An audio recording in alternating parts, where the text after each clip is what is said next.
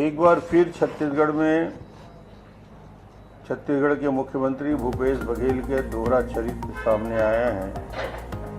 4 हमारे वरिष्ठ नेताओं को एक माह के अंदर जिस निर्मम तरीके से हत्या हुई और उस हत्या के बाद सरकार हाथ पे हाथ धरे बैठी रही और कोई कदम नहीं उठाया। सुरक्षा वापस लिए जा रहे हैं।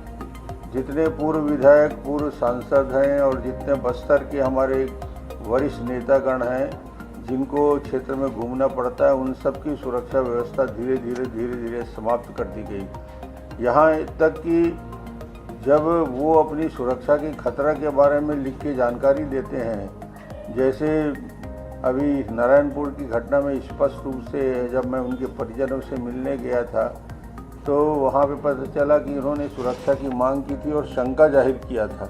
इसके बाद भी ये पुलिस यहाँ की उनकी सुरक्षा नहीं दे पाई और अब डीजी पत्र लिख रहे हैं। डीजी का पत्र अब जा रहा है कि एनआईए से जांच कर लें। मैं भूपेश बघेल से प्रश्न करना चाहता हूँ कि जब झीरम घाटी की घटना को लेकर बार बार आरोप प्रत्यारोप लगाने वाले भूपेश बघेल, जिसमें बार बार कहा गया कि एनआईए जांच कैसे करेगी, सरकारी एजेंसी है, केंद्रीय एजेंसी है, जबकि एनआईए जांच झीरम घाटी में कांग्रेस के प्रधानमंत्री मनमोहन सिंह के रहते तय हुआ।